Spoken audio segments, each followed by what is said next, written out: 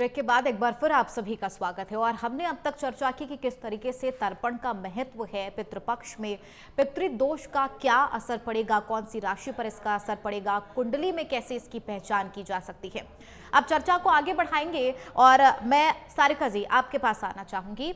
सारिका जी, चूंकि कहा जाता है कि पितृदोष की वजह से घर परिवार में सुख शांति नहीं रहती है, क्या ऐसा होता है? और अगर ऐसा होता है तो इसको लेकर इसका समाधान क्या है? क्या वाकई में नक्षत्र या फिर ग्रह इस पर प्रभाव डालते हैं? बिल्कुल, देखिए हमारे पूरे जीवन को, हम सभी के जीवन को ग्रह ही संचालित करते हैं, ठीक है? तो अगर हमारे ग्रह हमारे अनुकूल नहीं होंगे और वो अनुकूल होंगे हमारे कर्मों के अनुसार, तो हमें अपने कर्मों को निसंदेह अच्छा रखना पड़ेगा। अगर हम अपने कर्मों को सही नहीं रखते हैं, या हमारे पूर्वजों ने या हमारे बड़े बड़े बुजुर्गों ने, चाहे वो हमारे माता पिता हैं, चाहे वो हमारे दादा दादी हैं या हमारे नाना नानी हैं, तो हमें उनका कहीं ना कहीं हमें हमारे जीवन में उनका दोष देखना। जी। क्योंकि कहते हैं जी, घर में ना जब भी कोई नया बच्चा जन्म लेता है तो वह भी उस घर से गया हुआ कोई ना कोई व्यक्ति ही होता है। क्योंकि हमेशा ही हम मानव हैं, तो हमेशा हमारे जो रिश्ते होते हैं हमारी उनमें आसक्ति होती है। तो निसंदेह हम जो होते हैं हमारा, क्योंकि हमारे घर के प्रति जो आसक्ति होती है, हम उसी परिवार में वापस से जन्म लेते हैं, उसी परिवार से हमारा संबंध अगर जुड़ता है, तो वही जो हमारे हमसे जो पहले जिस जीवन में हम रहे हैं, हमसे जो कर्म हुए हैं या जी। हमारे पूर्वजों से, क्योंकि जब हमें उनकी सारी चीजें मिलती हैं, हमें उनकी संपत्ति मिलती है, तो जब हमें उनके धर्म कर्म का पुण्य मिलता है, तो हमें उनके पाप और उनकी जो नकारात्मक शक्तियां हैं या नकारात्मक चीजें हैं वो भी निसंदेह मिलती है। हम इन ग्रहों से कैसे जानेंगे? जैसे देखिए, सूर्य पिता का कारक है, सूर्य आत्मा का कारक है। अगर सूर्य ग्रहण योग में होता है, चंद्रमा ग्रहण योग में होता है, या बृहस्पति के साथ राहु या पाप ग्रहों का संबंध अगर बन जाता है, तो भी यह कुंडली में पितृदोष के जो लक्षण है उसको दिखाता है। और जो जी ठीक है प्रमोद जी। पितृदोष के लक्षण जी। दिखाता है, इसके निवारण के लिए जी। हम क्या कर सकते हैं? देखिए, आजकल जैसे कली काल में, कलयुग में, अब हम सभी लोगों के पास इतना समय तो है नहीं कि हम मंदिरों में बैठे रहे, या बिल्कुल। फिर हम हफ्ते में एक दिन ही मंदिर निकाल जाना हमारे लिए बड़ा ही मुश्किल टास्क एक हो जाता है। तो आप सभी लोग, जैसे ये पितृपक्ष है, 16 दिन का पितृपक्ष होता है, भाद्रपद की पूर्णिमा से लेके आश्विन की अमावस्या तक। तो इसी 16 दिन, जो एक दिन निकल चुका है कोई बात नहीं है, अभी भी आपके पास 15 दिन है। इसमें जो दोपहर की जो वेला होती है ना, मध्य दिवस, जी। सुबह सूर्योदय के समय से लेके और सूर्यास्त के टाइम के बीच का जो मध्याह्न है, उससे 24 मिनट या 48 मिनट पहले और 48 मिनट का जो समय है उसको कुतप वेला कहते हैं। उस समय में किएगा वह समय जो है, भगवान ने वो स्पेशली पितरों के लिए ही निर्धारित किया है। तो इस समय अगर आप अपने पितरों के निमित्त श्राद्ध करते हैं, अगर आप ऑफिस में हैं, आपका ऐसा सामर्थ्य नहीं है कि आप श्राद्ध कर सकें, तो आप इस समय भगवान श्री हरि के नामों का स्मरण, भगवान शिव के नामों का स्मरण, राधा रानी के नामों का स्मरण वह कर सकते हैं। अगर आप समय निकाल सकते हैं 15 मिनट के लिए, तो अपने पितरों को आप भगवत गीता के एक अध्याय पढ़ के उनको आप समर्पित कर सकते हैं। ठीक है। अगर आपसे यह भी लग रहा है कि नहीं आपसे पॉसिबल हो सकता, तो आप भगवत गीता, श्रीमद् भगवत गीता के सिर्फ 5 श्लोक ही पढ़कर अगर अपने पितरों के निमित्त उसको पढ़ के और अपने पितरों को समर्पित कर देते, तो कहीं ना कहीं आपको पितृ दोष से कहीं ना कहीं धीरे धीरे मुक्ति मिलने की आपकी संभावनाएं बन जाएगी। क्योंकि भगवान श्री कृष्ण, भगवान श्री हरि है, जो कई भूतों में, भविष्य में उन्हें ही पता है कि हमारे पितृ कौन है, हमें किस वजह से, हमारे किन कारणों से, किन पापों की वजह से हमारे जीवन में आज पितृदोष है। तो इसलिए पाप के निवारण जी। हमें श्री हरि या फिर माँ राधा रानी या श्रीमद् भगवत गीता का हमें जरूर से पाठ करना चाहिए सभी लोगों को। और कोशिश करनी चाहिए कि इन 16 दिनों में हमसे जो भी बन पड़े, किसी भी गरीब व्यक्ति या गरीब कोई है, उन्हें अन्न, धन, भोजन, विद्या इत्यादि, वस्त्र इत्यादि हमें अवश्य दान करनी चाहिए, जल पिलाना चाहिए।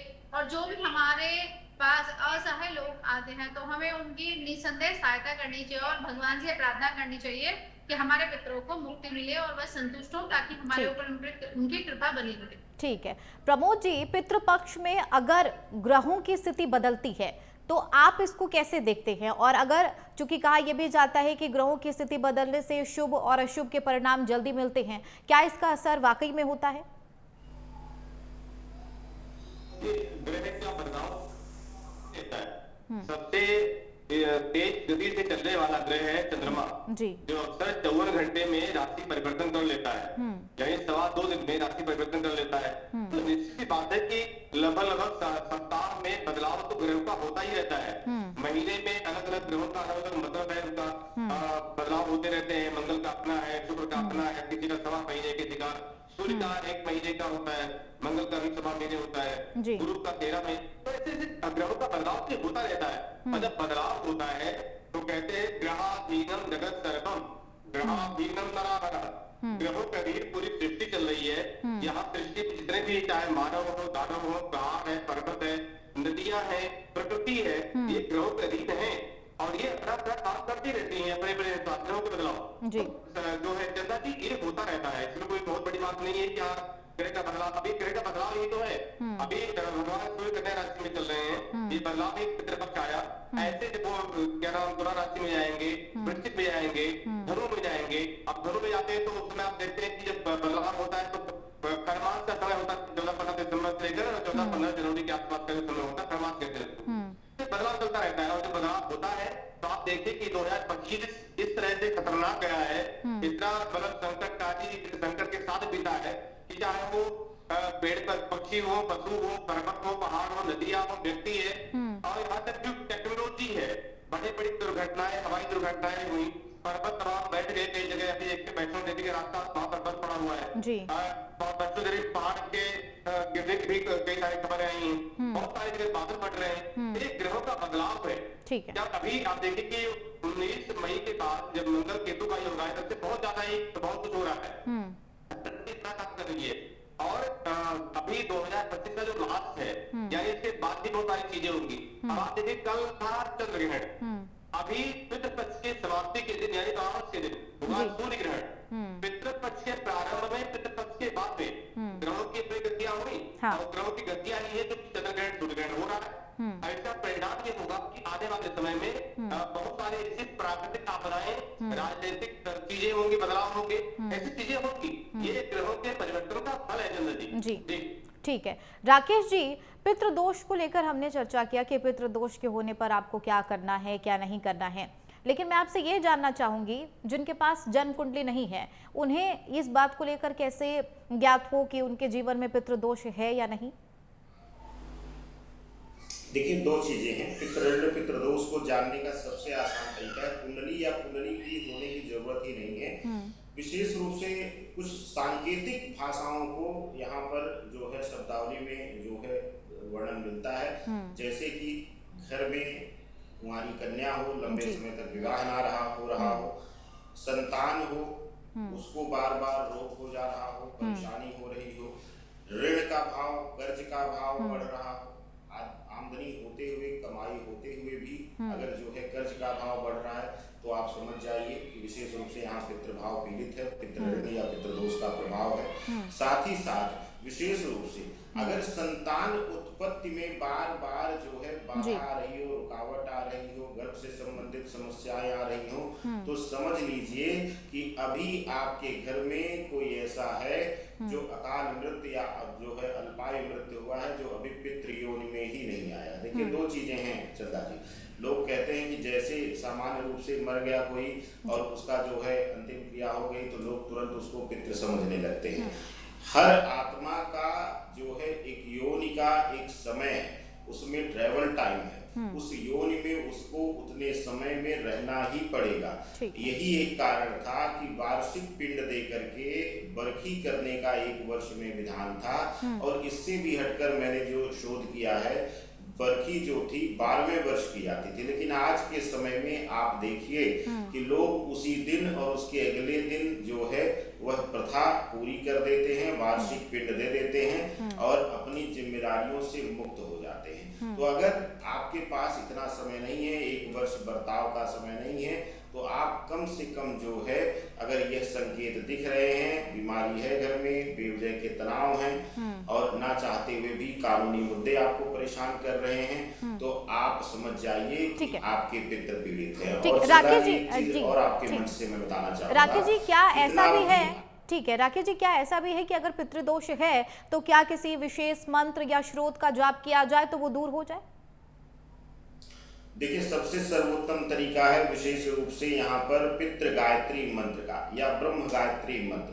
यह दोनों जो है अगर जप किए जाएं तो जो है शांति मिलती है। और पितृ पक्ष में कुछ ना किया जाए, रोज जो है स्नान के बाद जो है गीले वस्त्र में ही, यानी वस्त्र पहनकर स्नान हो और उसी वस्त्र में जो है दक्षिण मुख होकर के गुरु पर्वत के पास से अंगूठे और इसके बीच से, अनामिका के बीच से जल गिरे और अपना नाम और गोत्र लेकर के इस गोत्र में उत्पन्न जितने भी पितृ हों वह जल लें और संतृप्त हों। इस भावना से अगर आप सिर्फ जल देते हैं पितृपक्ष में, तब भी आपको जो है पितृदोष से, पितृऋण से मुक्ति मिल जाती है।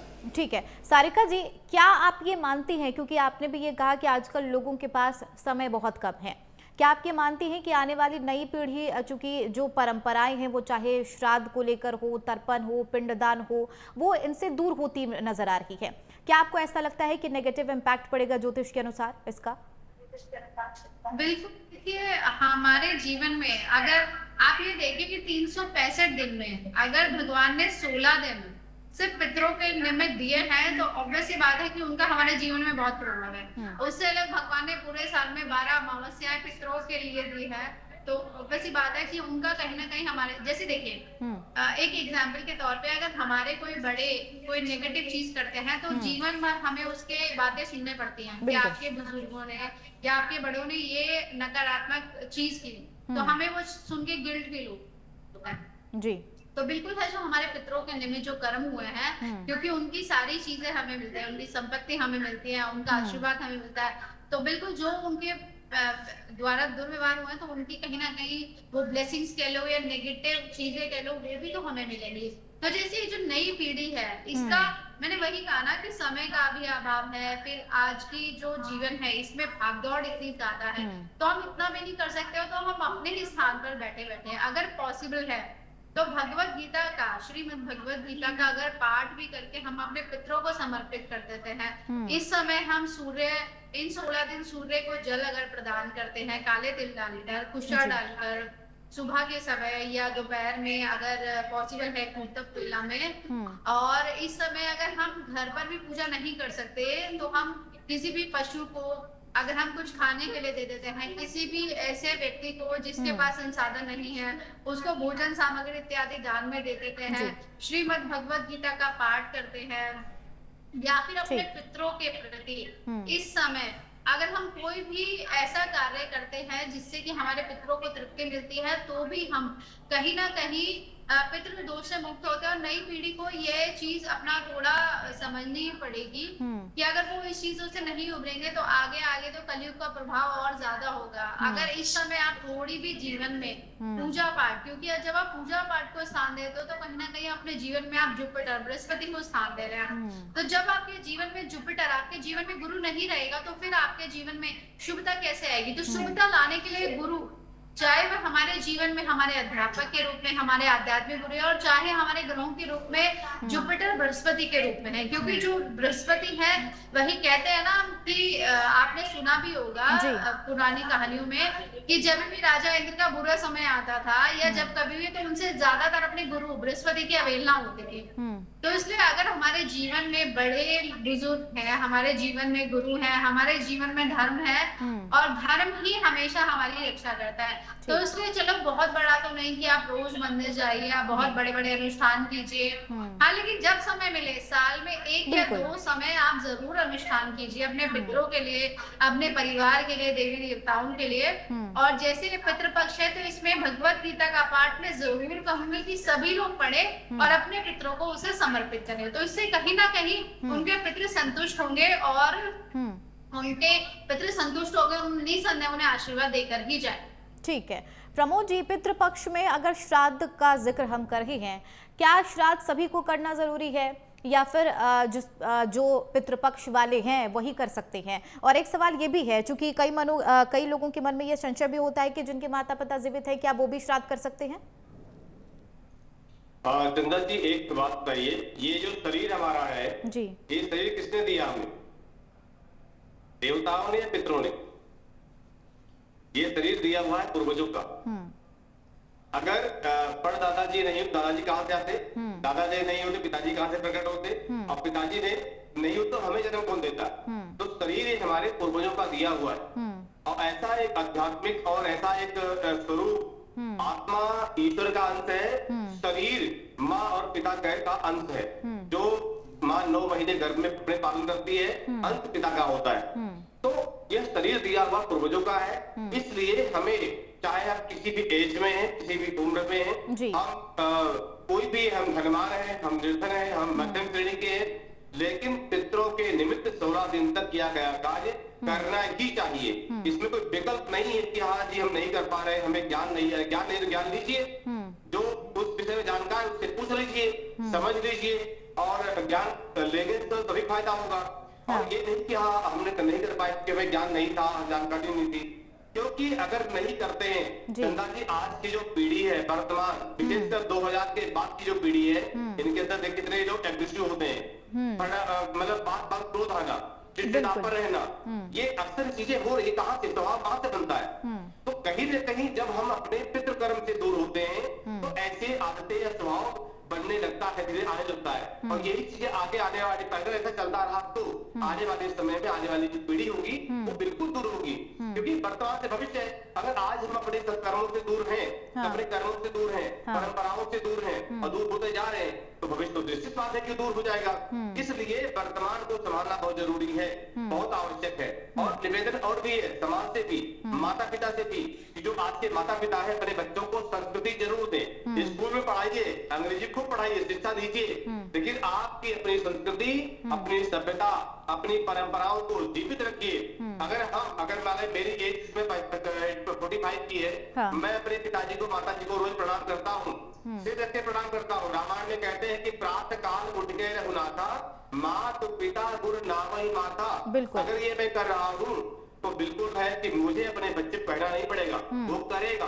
तो हम स्वयं न करें, बच्चों को दोष दें कि नहीं बच्चे नहीं कर रहे, बच्चे दूर जा रहे हैं, बच्चे तो हमारा कहना नहीं मानते, ये हमारा ही दोष है। तो मुझे लगता है कि हमें भी अपने सत्कर्मों की तरफ बढ़ना चाहिए, चाहे वो देव कार्य हो, चाहे पितृ कार्य हो, चाहे सामाजिक कोई अनुदान हो, समाज के कल्याण के कोई काम हो। तो जब हम आज करेंगे तो कल हमारी पीढ़ी भी करेगी। इसलिए हमें करना है, करके दिखाना है, तो हमारी संतान अपने आप ही सत्कर्मवान होगी।